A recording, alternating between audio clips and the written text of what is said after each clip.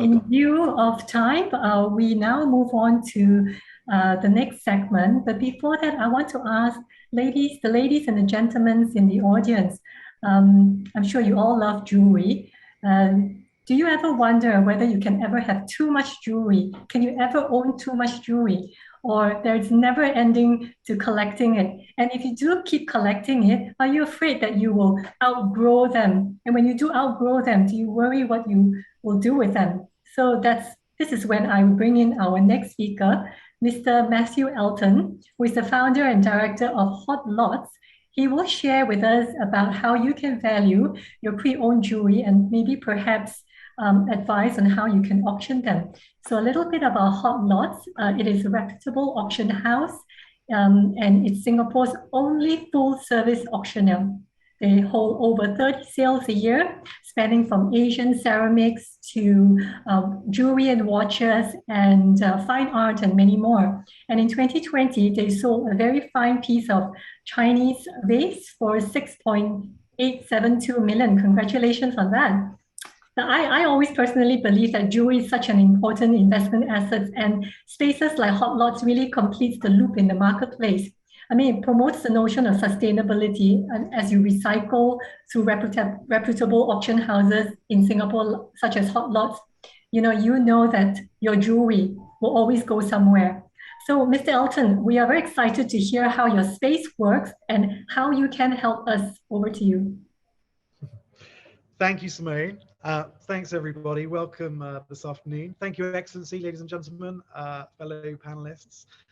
My name's Matthew, and I work at Hot Lots, and I'm glad you mentioned the recycling bit. I always think I'm probably I've got the best recycling job in Singapore, because all I do all day long is look at beautiful things and find new homes for them. So it is a recycling job, absolutely.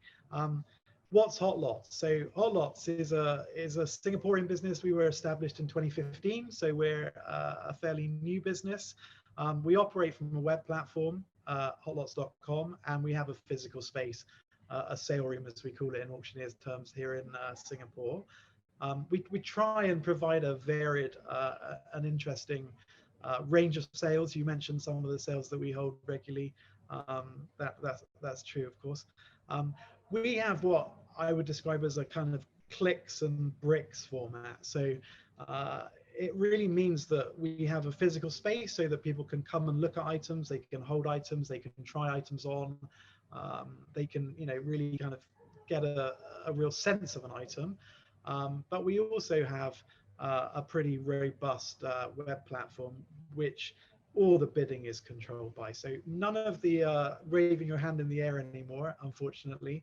COVID kind of put a stop to that. So all of our bidding is done online through hotlots.com. That's been a really exciting development this year, really. In the year when we couldn't all get together, we had to find different solutions. So technology has come to our rescue. We use sort of best-in-class bidding technology here at Hot Lots. 1,500 auction houses all around the world all use the same product. It's very, very, very robust.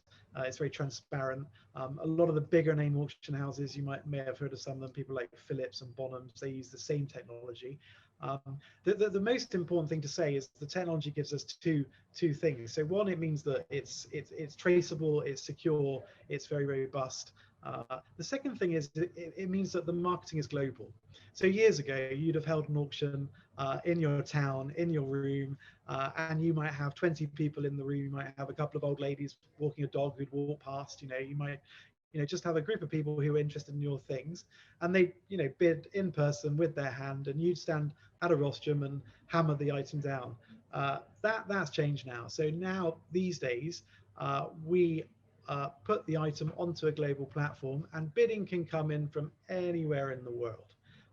So we can be receiving bids from Singapore, or we could be receiving bids from any other country.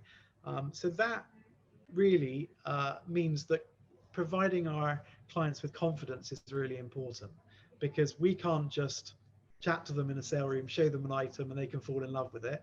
We have to give them a lot of different things that they can take on board before they place their bid, so that they're confident and they're able to bid.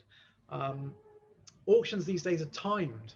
So we put things on sale on day 1, and on day 10, the item sells. So there's a long period of time where people can look at things, they can look at photography, they can ask for more photography, for video, and we can, you know, get the item sold in that way. So this international marketing has really changed the way that secondhand jewelry, pre-owned jewelry is offered out to the market. Client service has had to change as well. So we've become, you know, auctioneers have had to become very good at logistics, because at the end of the day, we have to get the item to the person that's bought it safely, securely, cost effectively. So we've become very good at packing things, very good at securing the correct form of delivery, making sure that people get their items on time and in their hands as they've won them. I think, you know, generally auctioneers, it's trust. It's a trust job. My job, if you like, is to provide a level of trust so that you at home bidding in the secondary market feel confident that you're you know, bidding on exactly what you think the item is. So I'll talk to you a little bit more in a minute about how we determine value for pre-owned jewelry and how we give confidence to buyers. But I thought maybe as a bit of a fun thing to do, we could look at a real example of something that we've sold recently, and I can tell you about the cataloging that we've you know, put with that item, and then perhaps we can ask the audience a couple of questions and they can do a little bit of polling on it. So I think so, Chloe I think is going to pop a picture up onto the screen, and we're going to show you a ring. There it is. Look at that. That's an absolute cracker. So what you're looking at there, ladies and gents, that's a Colombian emerald, principally.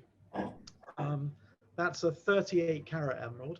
I'll just read you the cataloging description. So this is the information that we prepared, which went out with the bidding for this watch, for this ring, sorry. So it's of Art Deco style, set in platinum, the large cut-cornered rectangular step-cut emerald in a claw setting, to a diamond set gallery and shoulders. The diamonds totaling approximately 2 carat in weight.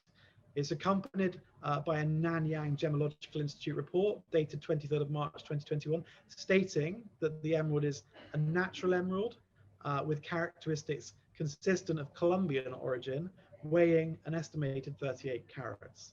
It measures 25 millimeters, 25.7 millimeters by 19.78 millimeters by 10.19 millimeters, and it has indications of minor clarity enhancement. We always put a condition report on our items that we offer for sale.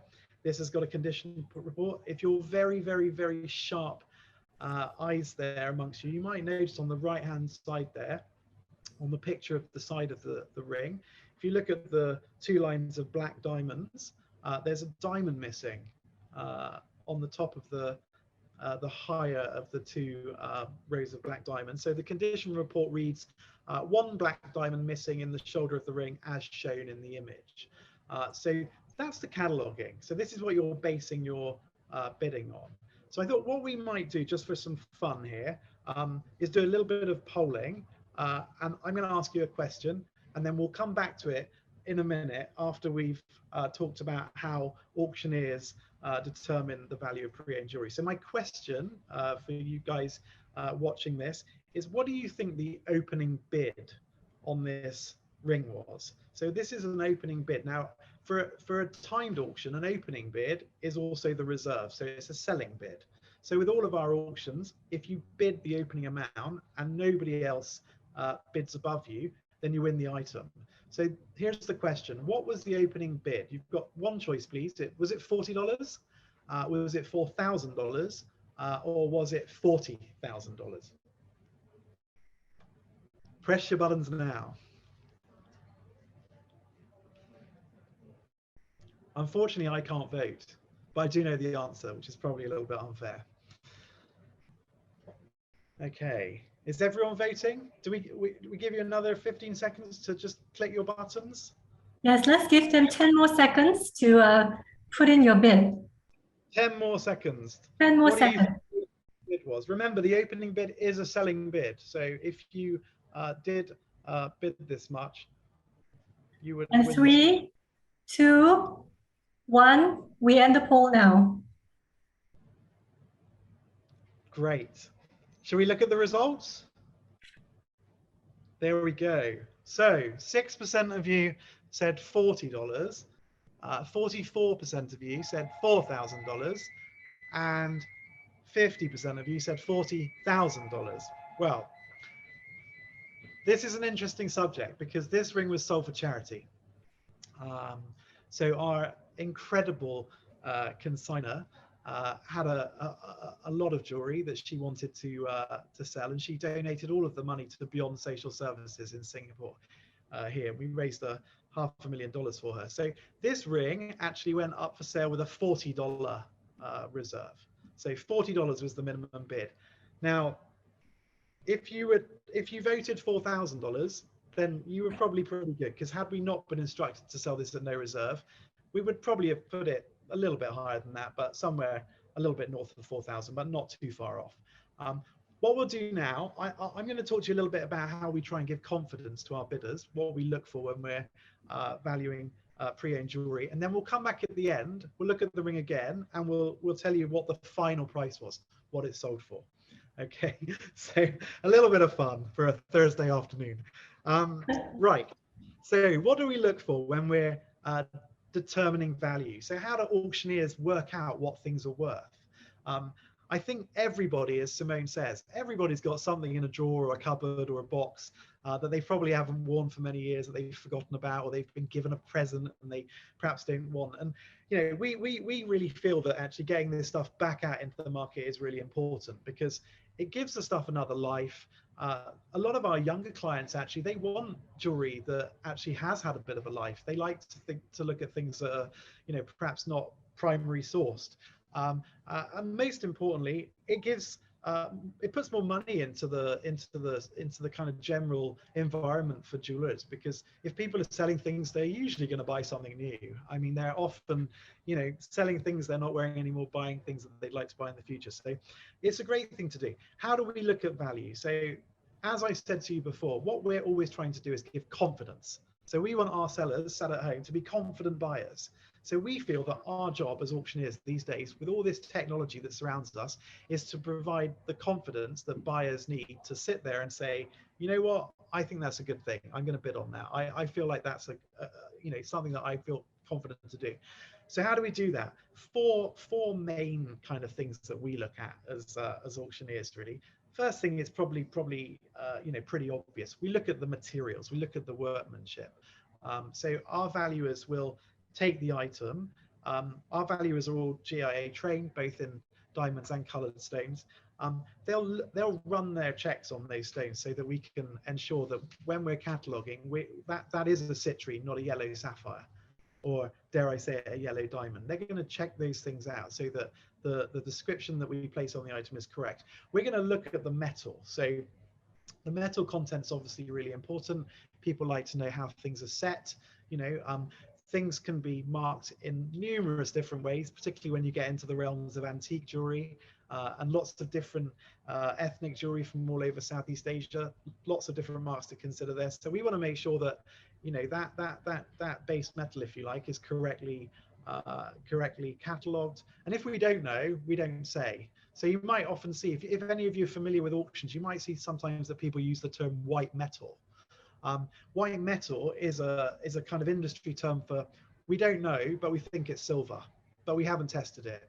And because silver is often graded very differently in different countries, you know, European silver is what we call 800, sterling silver 925.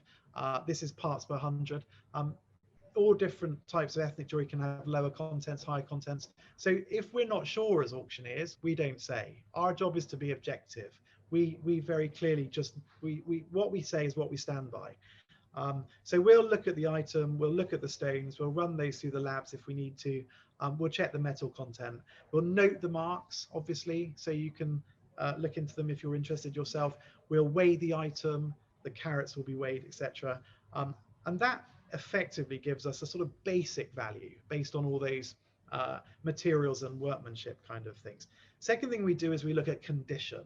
So across everything we sell, whether it's Chinese ceramics, whether it's fine art, whether it's jewelry, we're looking at condition. So again, our job is to be objective, is to give you a full, honest, unvarnished record of what the thing looks like. So we're going to tell you if there's a missing element. So in the ring that we just looked at, there was a tiny, tiny, tiny, tiny little black diamond missing. We obviously pulled that out. We wouldn't fix it because we're auctioneers. We're not jewelers. We're not going to mend the item. We're going to sell it as we see it. But our job is to tell you exactly, how it presents. So that little black diamond that was missing, that was pulled out into the condition report so that our buyers can take that into consideration. We're going to look at wear and tear. We're always going to try and give an honest view of an item. Now, when you buy something from a shop, it's obviously in a different condition to when you buy something pre-owned. So there's always going to be a bit of wear and tear. We're always going to, mention. It's 5 o'clock. The next thing is restorations. So has the piece been restored? Can we see any signs that it's been altered?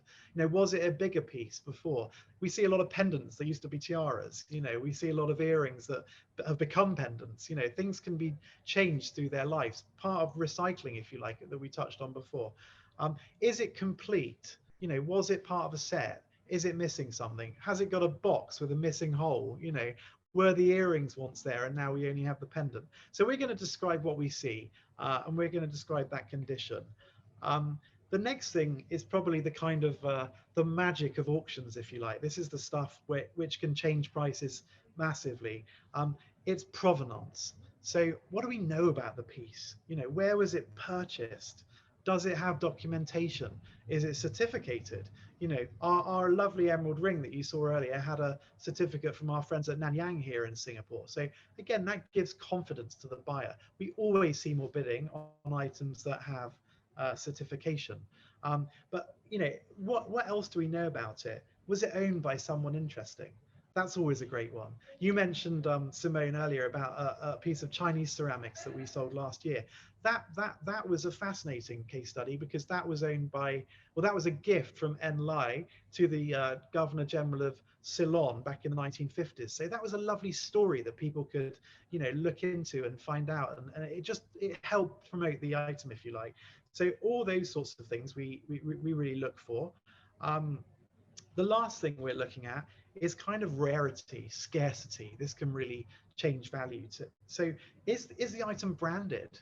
Does it have a maker? A piece of modern Cartier has a very, very different value to a piece of Cartier made, 80, 90, 100 years ago. Is it an antique piece? I mean, antiques can change everything. I mean, Queen Victoria was famous for giving jewelry to people as gifts. They often come back into the market, and those pieces can command really, really high prices because of the story, because of their antique nature, etc. Has it got a particularly rare material within it? Is the stone particularly rare? Was it mined in a mine that's now shut? Has it come from somewhere that is hard to replace these days?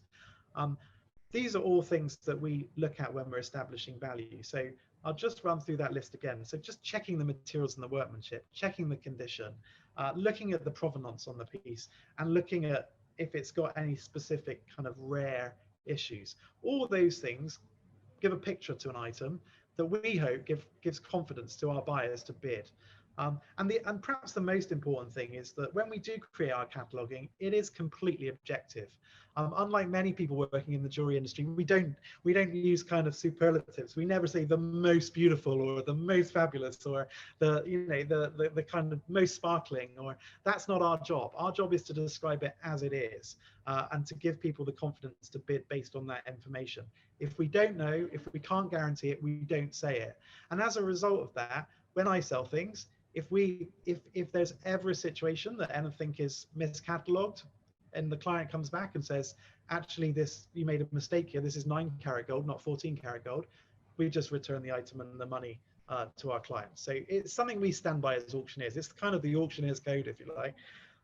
So that's that. Let's go back to our ring now, shall we? And let's ask another question for everybody watching at home. So can we pull the picture back?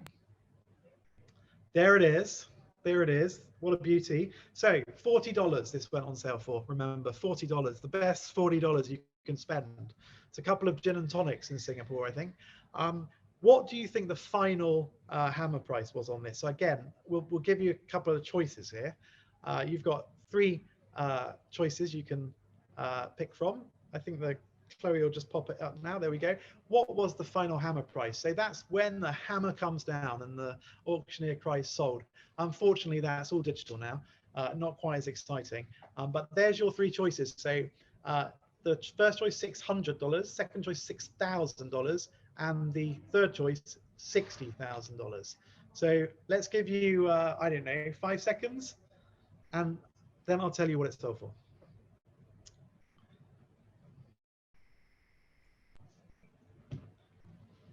There we go. Final chance to put your bid in.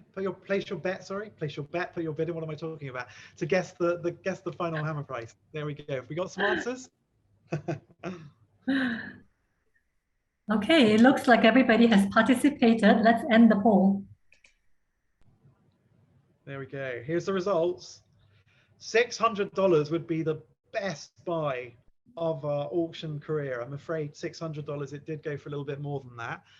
But pretty equal on 6,000 or 60,000. So there we go. So 43% versus 45%.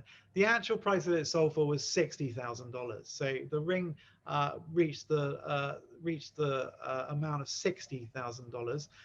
Bought by a London dealer, sent off by a very nervous auctioneer, with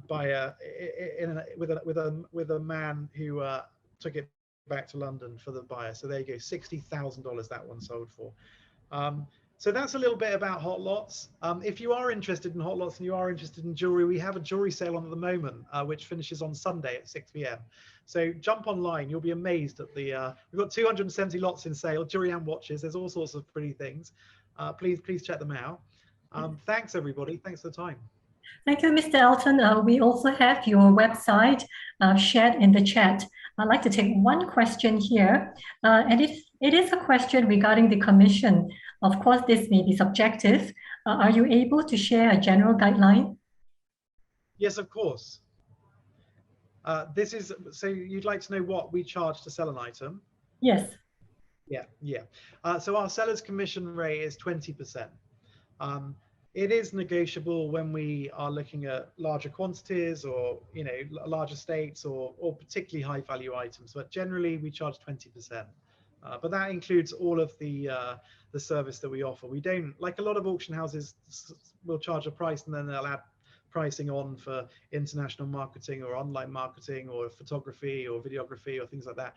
We charge an all-inclusive fee and everything's internationally marketed. Thank you.